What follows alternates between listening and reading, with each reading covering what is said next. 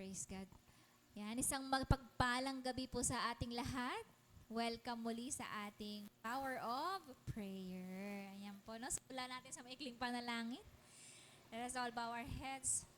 Let us pray. Lord, maraming salamat po sa ito na muli pinagkalooban niyo po kami ng pagkakataon, tipon-tipon at manalangin. Dalayan po namin, Panginoon, nagabayan mo ang aming panalanginan. Malugod ka nawa sa amin pong gagawin ngayong gabi. Ikaw po patuloy ang manguna sa lahat, O God, O Lord, ng aming programa. Maraming pong salamat at dahil ligtas po kami na nakarating dito sa Sabay-Sambahan. Dalayan po namin, Lord, na kayo rin po ang mag-iingat sa mga kapatid namin na wala rito. Dalayan namin, Panginoon, ang pagsama mo sa kanila. Maraming pong salamat. In Jesus' name pray. Amen. Ayan po, no? So, let's move on to our testimony. No? Unahan ko na po kayo. Ako po ay nagpapasalamat dahil niloob po ng Panginoon nga last Sunday night ay kami po ay nakaalis papunta pong Valenzuela para po makiramay dahil nga po pumanaw ang aking lola. And okay naman sila. Praise God kasi kalmado ang lahat. Wala akong narinig na umatungal talaga, yung ganon. Alam mo yun, hindi sila ganon. Alam mo yung hindi talaga yung nagpapakita ng sobrang emosyon. So, kala ko nga yung balita sa akin, yung mahiin ba, maraming bawal, maraming ganito, ganyan, ganon. So parang, ang ina-expect ko, napaka-strict, bawal gumiti. Ganon ba? So praise God kasi, mga matatanda pa rin naman ang nungunang tumawa. Yung ganun ba? So, okay lang naman pala. Kasi marami talaga. Yun nga lang, dahil sa pamahiin ba, parang nalilimitahan yung kayang gawin ng isang tao dahil sa pamahiin, bawal ka ng ganito, bawal ka ng ganyan. Ang medyo malungkot din po kasi doon, yung asawa ng pinsan ko, yung pinsan ko hindi nakarating kasi namatay din yung asawa niya. So, ang pamahiin naman nila is bawal ka, dahil nasa patay ka, di ba? Bawal kang pumunta sa next na patay. Parang ganon. Sabi ko, paano naman kaya? Repair kakataon ka na. Alam mo yun, kahit isang gabi dumalo ka doon, ayaw nila. Yung ganon ba? So, kasi may sasakyan naman sana na pwede kang makiusap na, kasi malapit na yun Malabon lang naman. Valenzuela and Malabon. So, parang, hindi ka makakapunta dahil bawal daw. Yung ganon. Sige na nga lang, sundin na lang yung matatanda. Yung ganon. So, hindi po kami nakarating doon sa pero after po nung libingan ni Lola, hindi rin po kami nakapaglibing kasi nga ay talaga may event nga yung Pidaw. So talaga nakaset na iyon. Naman ang pagtanggap nila doon na hindi kami naka-attend. Kaya talagang nag-spend kami doon ng 3 days at 2 days and 2 nights. Nag-spend kami doon. And maraming salamat sa Panginoon dahil nga kahit na puyat, okay naman yung mga bata, may natulugan naman kami doon nung ikalawang gabi namin. So praise God. At nakatulog din kami pagdating dito sa Carmona. Ayun, and praise God dahil nga sa mga nakaraang mga namin itinawid kami ng Panginoon, no? Yung mga lahat ng mga requirements and everything mula sa ni Johan na tawid naming lahat. Ayan po, so maraming salamat sa Panginoon, no? Sa Panginoon lamang ang papuri. Amen. Ayan. So next, tawagin ko po si Ate Arlene. Si Ate Arlene. Ayan, sige po.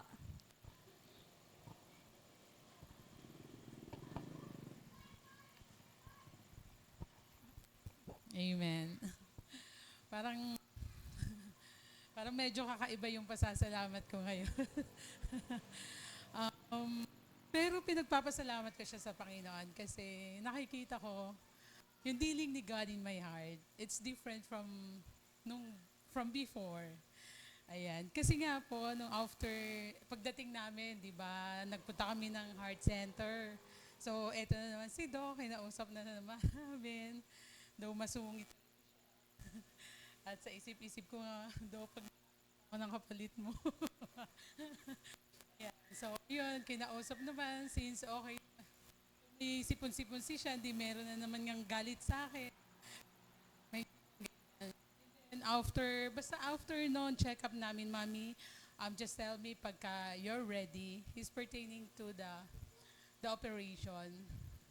Just tell me if you're ready para magkaroon tayo ng campaign about that. Sabi ko, sige po, Doc, ganun na lang ako. So, ang ano doon, yung, ano ba yun si Doc? Talagang lagi niya sinisingit itong operation. Sabi ko kay Joseph, di babalik ako doon sa cardio ni siya dito. But before that, nag-search ako ng ibang cardio, cardio, na may specialization sa electrophysiology. So, ang inuna ko muna etong Asian. So, wala akong nakita. Nakita ko rin doon yung cardio ni Sean. Sabi ko, dito rin pala yung cardio ni Sean. Sabi ko, bakit kaya doon talaga niya ako ni-refer? So, pumunta na naman kami kay cardio. Tapos, eto si cardio. Sumbong siyempre ako. Yun, sinabi niya, Mami, the only thing talaga na dapat nating magawa for that case ni Sean is yung ablation, the surgery. So sabi niya sa akin, see you when I see you, kasi wala naman na siyang sasabi pa sa akin, since yung gamot lang ni Sean is parang tapal-tapal. Talagang they are for that operation. So, syempre, eto na naman ako. Ang kaya ako pumunta doon for a certain hope na maibibigay neto. Pero ba't gano'n yung sinabi na naman sa akin? Nandun talaga sila sa operation. So, syempre, eto na. I praise God kasi it's different. Sabi ko sa sarili ko, nag-meeting kami. Matatakot ka na naman. Matatakot ka na naman. Hindi, magtitiwala tayo sa Diyos. Tao lang sila. May limitation yung kakayanan nila. Pero ang Diyos na meron ako, meron tayo, walang limitation. So, yun po, nagpupuri ako sa Panginoon kasi yung takot ko dating nararamdaman, ngayon, dinidil niya ako everyday. Na etong mga ganitong bagay, it is an opportunity for me to trust the Lord. Kasi yun na yung sabi nila eh. Pero naniniwala pa rin ako, sabi ko nga sa sarili ko, we are God's creation. Sabi, create ako ni God. Si Sean, create ni God.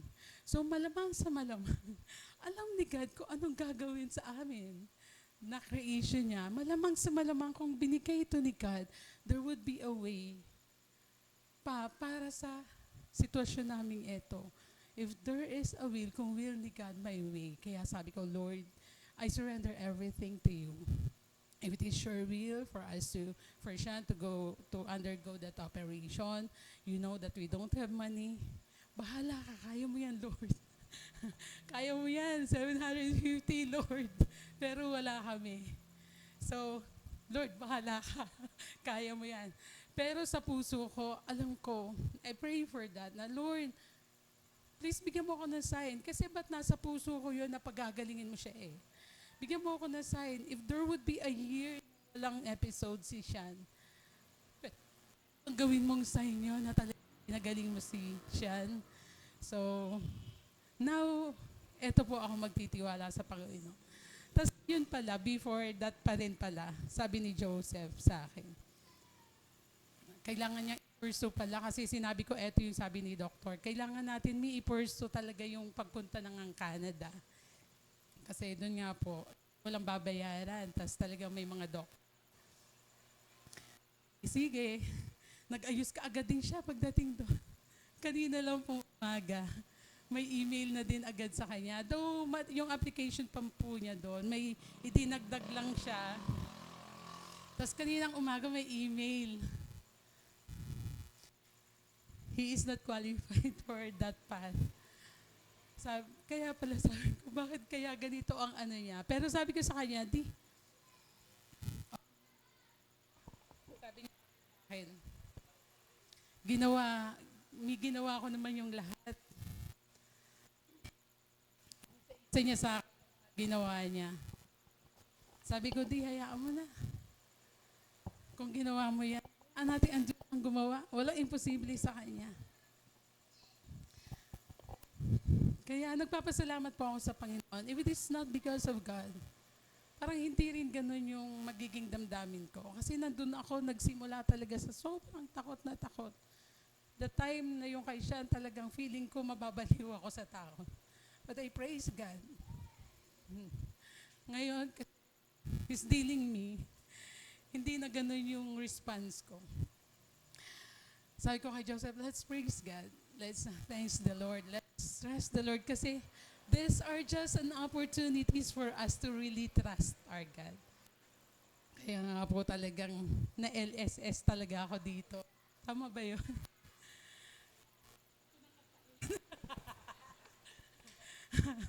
Trust and obey.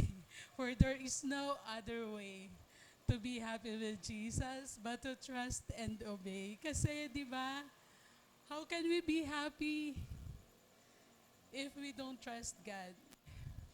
So this happiness that I'm feeling right now, despite mga balitang ganon, because God is teaching me to trust Him fully. Kasi wala eh. Sabi ko nga, Lord, ginawa ko na, nagpa-check up na kami, nagpa-ganito-ganito na kami, and na wala kaming pera. So sino? Wala ako. Alam nga naman, hindi ako magtiwala sa Kanya. Alam nga naman, lumayo ako sa Kanya. Eh Lord, bahala ka. I am just your creation, God. And I know, you are a sovereign God na control ang lahat ng bagay. Purihin po ang Panginoon. Yun ang bagay na ipinagpapasalamat ko sa Kanya. Those are opportunities para talagang magtiwala sa Panginoon. Purihin po ang Diyos sa Diyos ang papuri. Amen.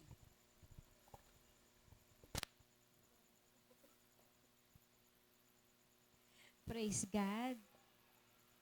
Praise God, ano po, talagang thank you ate sa encouragement.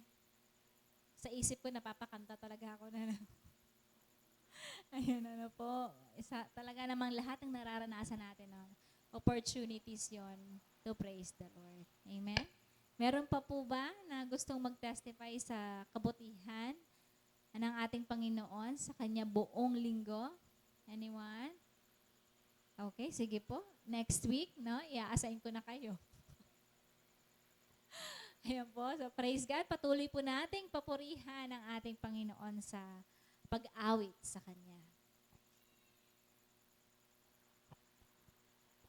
Sige. Pero bago po tayo umawit, wow, ako naman meron din akong Thanksgiving para naman habang inaantay natin si Bro Jun. Ako ang Thanksgiving ko sa Panginoon kasi talaga namang tayong mga nanay, pagka nagkakasakit ang ating mga anak, parang ang isa lang ang panalangin natin na, Lord, ako na lang, di ba? Kasi po si Andy po ay nagkasakit siya ng Monday hanggang kahapon. Pero talagang ang Panginoon talaga, dinidinig talaga niya yung bawat panalangin, no? Kasi talagang dininig niya yung panalangin namin na mapapasabi ko na lang talaga, thank God it's Friday kasi magaling na siya.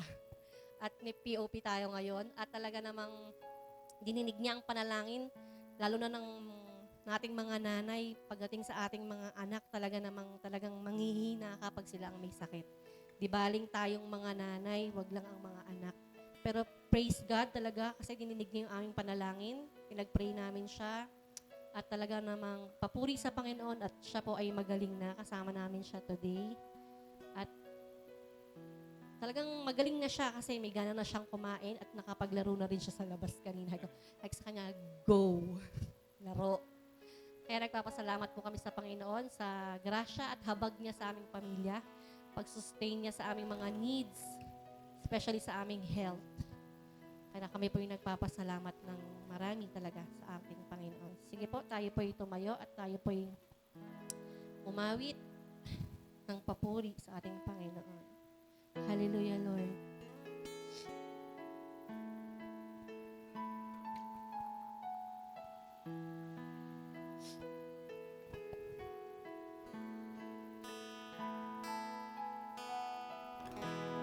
Ang pag-ibig mo sa akin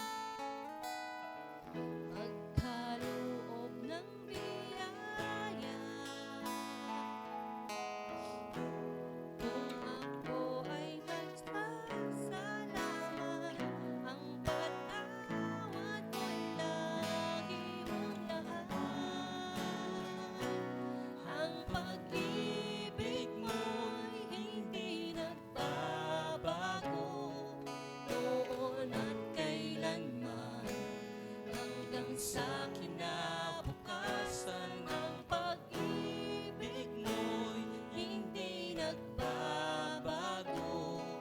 Buhay ng aking buhay, ang pag-ibig mo.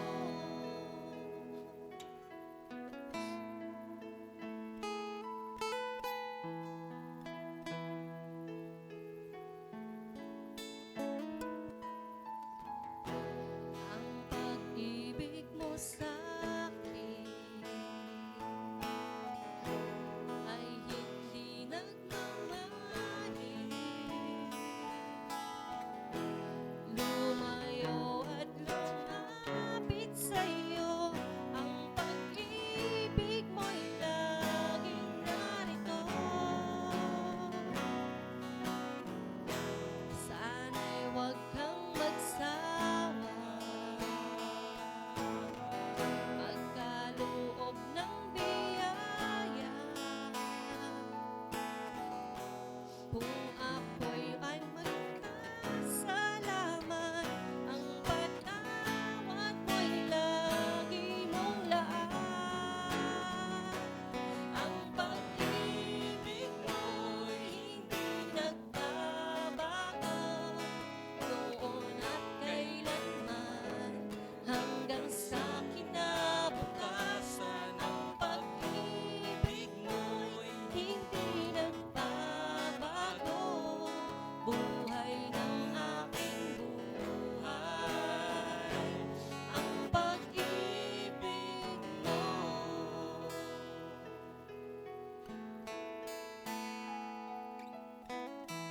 O Jesus, ikaw lamang ang aking kailangan. Kung ako'y maligaw ng landas, ang pag-ibig mo'y tangi kong lakas. Ang pag-ibig mo'y hindi nagbabago, noon at kailanman, hanggang sa kinabukasan. Ang pag-ibig mo'y hindi nagbabago, buhay ng aking buhay, ang pag-ibig mo'y hindi nagbabago, noon at kailanman, hanggang sa kinabukasan. Ang pag-ibig mo'y hindi nagbabago, buhay ng aking buhay, ang pag-ibig mo'y hindi nagbabago, noon at kailanman, hanggang sa kinabukasan. Ang pag-ibig mo'y hindi nagbabago, buhay ng aking buhay, ang pag-ibig mo.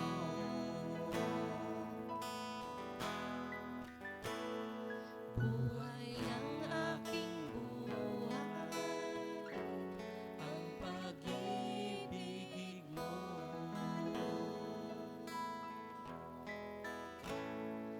Buhay ng aking buhay, ang pag-ibig mo.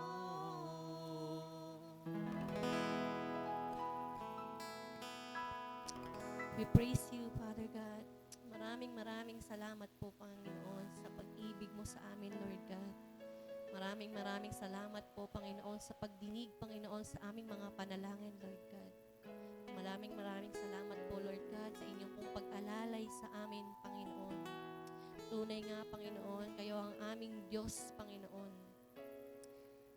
Maraming salamat po, Panginoon. Dalangin po namin, Lord God, nagabayan po kami ngayong gabi, Panginoon, sa aming pong panalanginan, Panginoon. Dalangin po namin, Panginoon, ang mga hindi po namin makakasama ngayong gabi, Panginoon. Kayo po, Panginoon, ang gumabay sa kanila, Panginoon, at mag-ingat, Lord God. Maraming salamat po sa grasya, Panginoon, na pinagkakaloob niyo po sa amin sa araw-araw, Lord God. Tunay nga po kayo po ang aming Diyos na mapagmahal sa amin, Panginoon. Maraming salamat po, Panginoon. Sa inyo po lahat ng kapurihan, sa matamis sa pangalan mo lamang, Jesus. Amen and amen.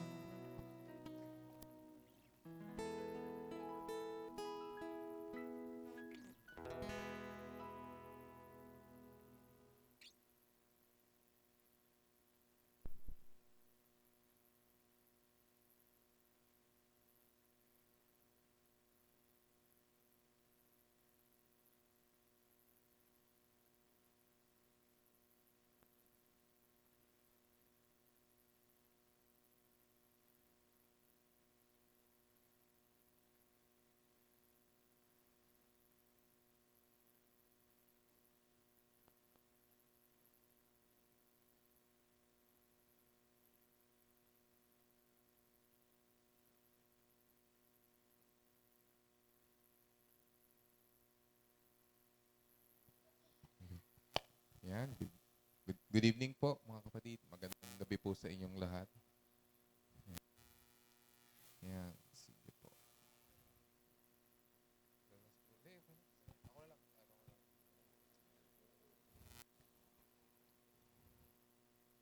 Yan, sige po. Before I proceed po doon sa ating passage or sa ating exhortation, gusto ko lang po pasalamatan ng Panginoon sa isang linggong ito. So aside po doon sa testimony po ni Mami Sheila, is yung doon kay Andy. Aside from that po, gusto ko lang po pasalamatan ng Diyos sa ano naman po, sa aking work life. So this week po kasi medyo busy week po sa office or sa company namin kasi meron po kaming audit. So yung audit pong yun, doon po rin po nakasalalay yung status ng aming company para nabigyan pa kami ng more customers. So, to make the story short po, wala naman pong major findings dun sa audit. So, actually, napuri po yung proseso namin. So, sa awa ng Diyos. So, sa mga, before kasi, puro laging mayroong nakikita. So, this time naman po, may nakita, pero hindi for improvement, kundi na-praise siya dahil maganda yung sistema. So, yun po. With that po, with that result po, magiging ano po kasi siya, makikita po siya ng corporate, yung mga big boss po namin sa Germany. So, kung maganda yung resulta, more projects pong mabibigay sa amin. So, kung more projects, nakikita po namin na meron pa po kaming trabaho sa mga susunod na taon. Yun lang po. So, sa Diyos po lahat ng papuri. Ayun po. So, doon naman po tayo proceed na po tayo sa ating exhortation. So, kung anyayahan ko po kayo, buksan po natin ang ating mga Bible. So, maiksi lang naman po yung aking exhort. So, ang title niya po ay No Limit. So, wala pong boundaries, no limit. So, buksan po natin ang ating mga Biblia sa Colossians chapter 3, verse 13. So, kung nandyan na po tayo sa Colossians chapter 3, verse 13. So, sabay po natin itong basahin. So, bear with each other and forgive one another. If any of you has a grievance against someone, forgive as the Lord forgave you. In Tagalog po, sabi po dito, magpasensya kayo sa isa't isa. Kung may hinanakit kayo kanino man, magpatawad kayo gaya ng pagpapatawad sa inyo ng Panginoon.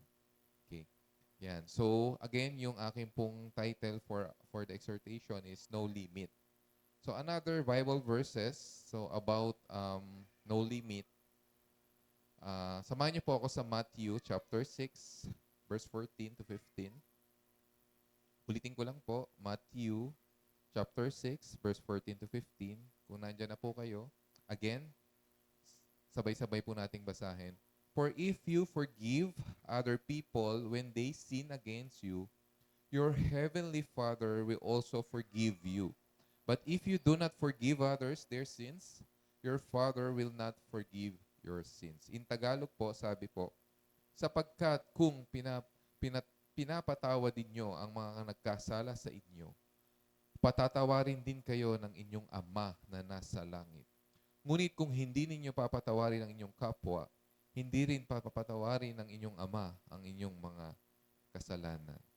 So napapansin niyo po no, yung mga reference or yung mga Bible verses na aking binabasa, it's all about pagpapatawad, forgiveness.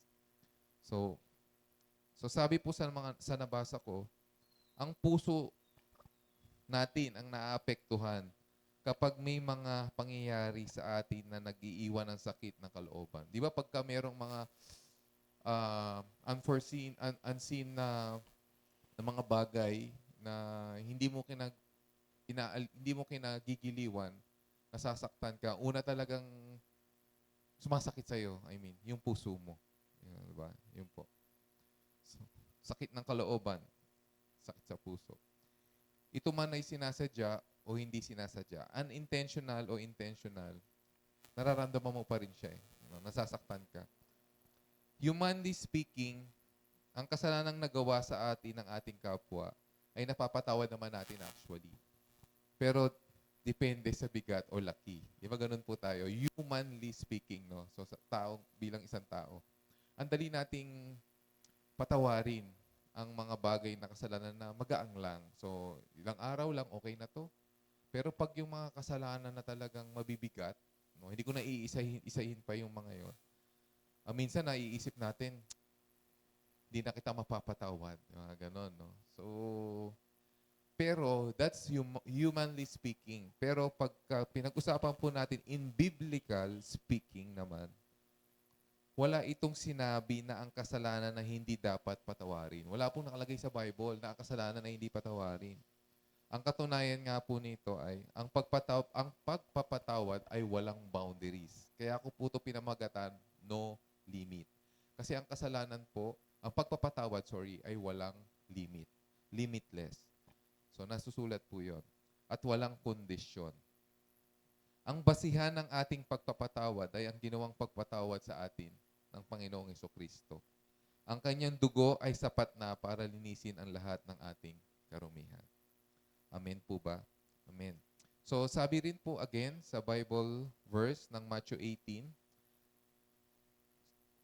verse 21 to 22, Then Peter came to Jesus and asked, Lord, how many times shall I forgive my brother and sister who sins against me?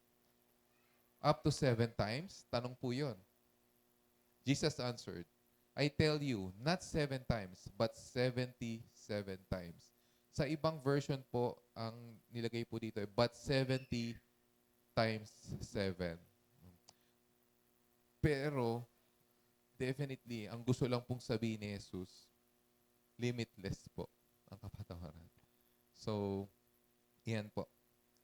So, tignan po natin ang ating mga katabi. Walang katabi si AJ. So, si Brother John na lang tignan mo. Magtinginan po tayo. Face your seatmate and tell him or her, kapatid, pinapatawad na kita. Yeah.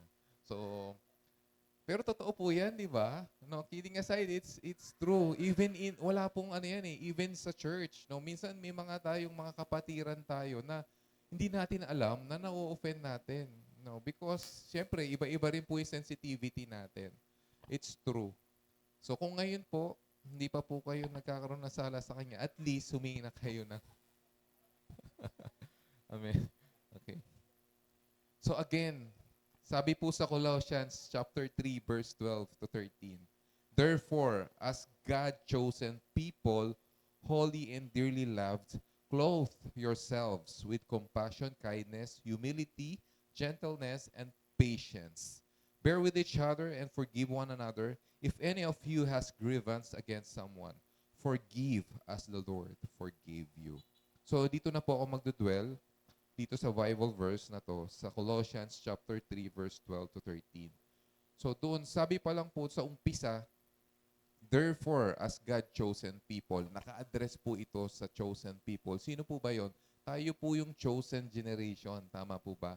Tayo po yon. Tayo as Christians. So sa atin po ito naka-address. Holy and dearly loved, clothe yourself. Damitan po natin yung sarili natin. Okay? So dapat daw po, ito yung bitbitin natin lagi. Ito yung suot-suot natin. Ano yung dapat nating suotin? Compassion, kindness, humility, gentleness, and patience. Okay. Simulan po natin sa damit na kindness. Ano po ba yung kindness? Sabi daw po, let kindness be our constant attire. Ito daw dapat po yung suot natin lagi-lagi, yung pagiging kind. Kindness is the quality of being friendly, generous, considerate toward the others. Parang ako po lahat ito Medyo. So, yun po yung kindness. Ito po dapat yung default na suot natin. Kumbaga, ito yung araw-araw nating suot. Yan. So, kindness, inisa-isa po yan, no? Suot, aside from kindness, dapat meron din tayong pangloob. Ano po yun? Yung humility. So, sinabi po dito, no?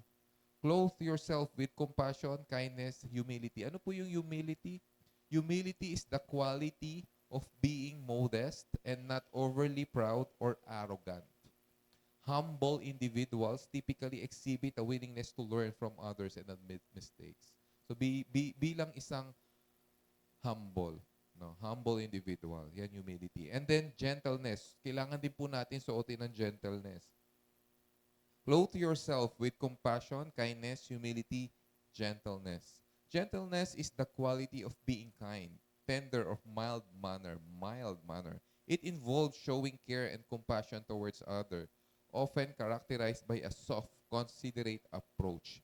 So, pag sinabing gentleness, yung approach mo, dapat isipin mong maigi. No? Gentle ka lang. Kasi baka fragile yung katapat mo. No? Di ba? Ganun po minsan. Kahit di mo naman intensyon, pero fragile siya. So, you should be gentle. Okay? Gentleness. And aside from that, lastly, kailangan din daw po natin suotin yung damit ng patience. Okay? Ano po yung patience? Hindi lang po virtue ito, no? Patience is not just a virtue. Patience is the ability to remain calm, kalma, and composed in the face of delay, adversity, or provocation without becoming annoyed or upset. So ito yung control mo yung temper. So sabi nga nila, ano ba yun? Management, anger management. No? You should control yung temper. Kahit galit yung sitwasyon, kalma ka lang. Okay?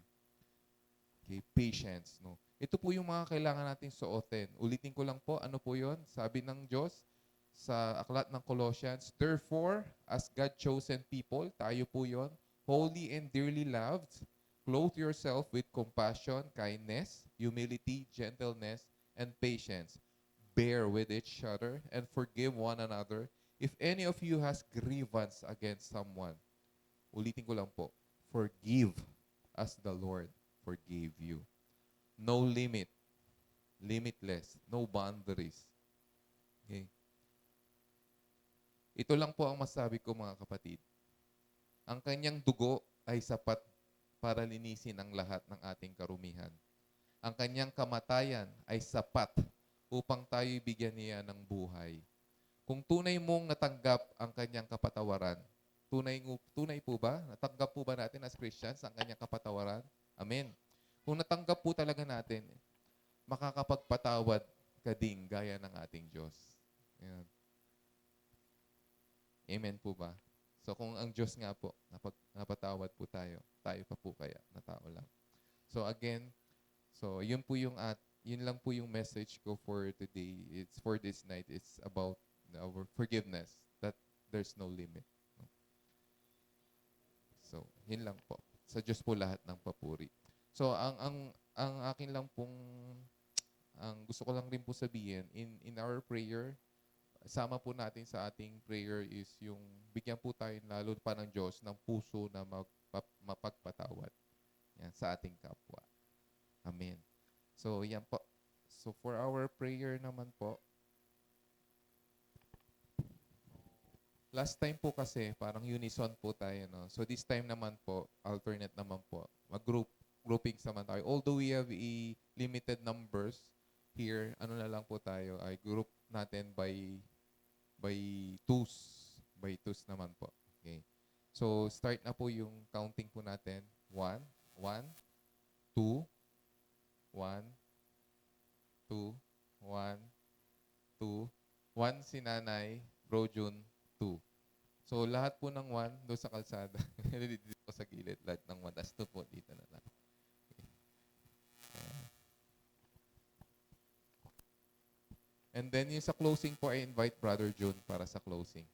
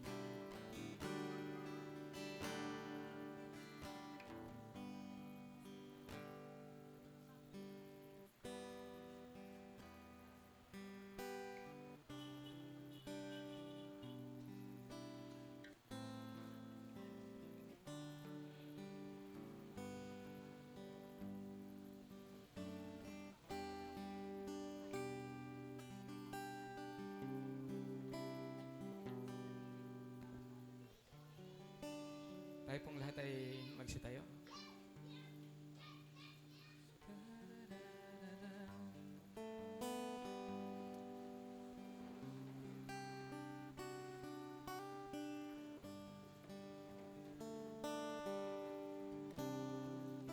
Let us pray. Lord, we thank you, Panginoon. Napakabuti mo. Indeed, Lord God, itong gabing ito, Panginoon, na patuloy mo, inagather kami, Lord God, upang magkaisa sa puso, Panginoon, at manalangin. Lord God, we ask, Panginoon, na patuloy mo kaming gabayan as we stand in the gap, Panginoon, as we cry our hearts out to you, Panginoon. We pray, Lord God, that every time we meet, Panginoon, maging panalangin namin ang panalangin mo, Panginoon, ang puso mo, Panginoon. Maramdaman namin, Panginoon, yung dapat namin, Lord God, bigkasin, Panginoon, every time. Thank you, Lord God. Salamat po sa gabing ito. Salamat sa successful prayer meeting, Panginoon, sa the power of prayer, Panginoon. Patuloy na yung Panginoon. Ito, Lord God, we declare it, Panginoon. And we know, Panginoon, na hindi pa man kami lumalabas sa lugar na ito, hindi pa man kami natatapos kanina ng amen, may mga kasagutan ka na, Lord God. Patuloy kang maitaas, mapapurihan sa aming mga buhay. Dalayan po namin, Panginoon, ang inyong kalakasan, Panginoon, kapahingahan, Panginoon, as we leave this place, Lord God. To you be all the glory, honor, and power. In Jesus' name, amen. Amen.